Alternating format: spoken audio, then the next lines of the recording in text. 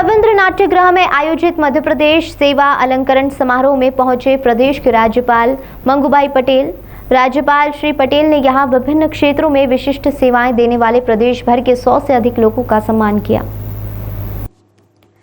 कार्यक्रम में उन्होंने कहा कि अति उत्कृष्ट कार्य करने वाली प्रतिभाओं का सम्मान करना स्वस्थ एवं सार्थक पहल है। किसी भी राज्य की छवि और समाज की ताकत उनके सदस्यों की एकता और विश्वास में होती है।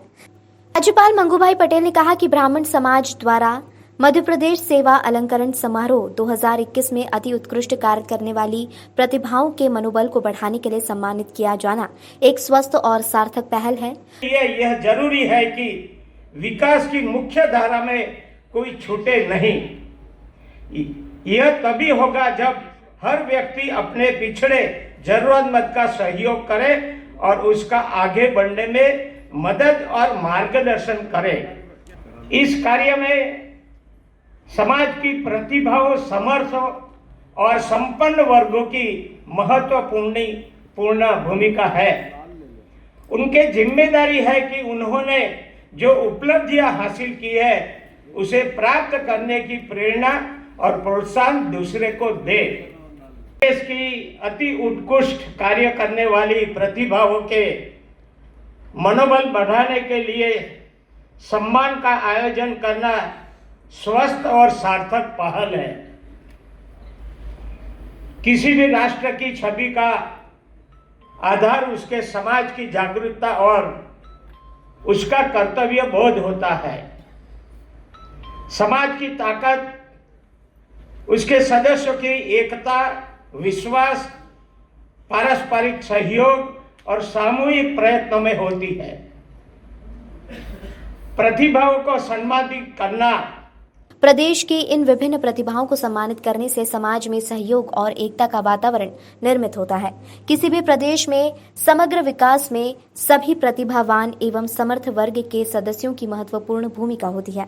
इन सभी व्यक्तियों की जिम्मेदारी है कि उन्होंने जो उपलब्धियां हासिल की है उससे समाज के अन्य व्यक्तियों को भी इसी तरह की उपलब्धि प्राप्त करने की प्रेरणा दी जाए।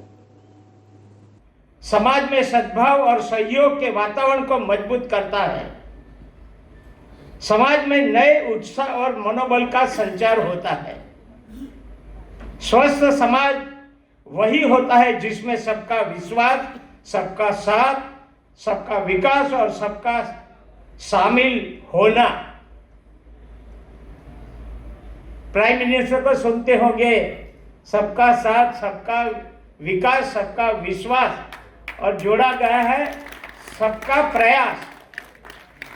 यानी बैठे हुए सभी लोग को प्रयास करके समाज का कुछ अच्छा हो वो करना चाहिए।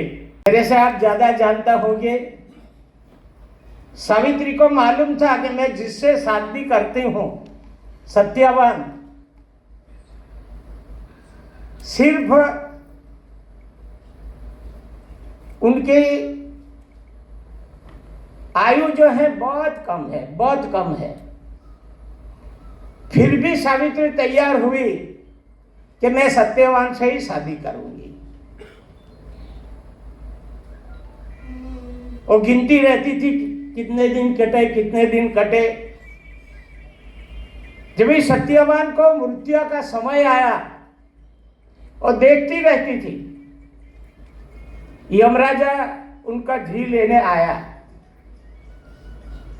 जब ये जाने का समय था तभी रास्ते में सावित्री खड़ी रह गई। ऐसे आप सत्यवान का जी नहीं ले जा सकते हो। पतिव्रता स्त्री थी। उन्होंने यमराज को बहुत आग्रह किया, ऐसे में जाने नहीं दूंगी। यमराज तो डायरेक्ट ऑर्डर लेके आए थे, मेरे को तो लेके जाना ही पड़ेगा, तो भी सावित्री नहीं मानी। आखिर में यमराजा ने बोला कि बेटा मांग, जो मांगेगी वो मैं दूंगा। सावित्री बड़ी होशियार और चालाक थी। ये सावित्री दीदी भी चालाक होगी ऐसा मैं मानता हूं। सत्यवान के माता पिता का राज था और माता पिता दोनों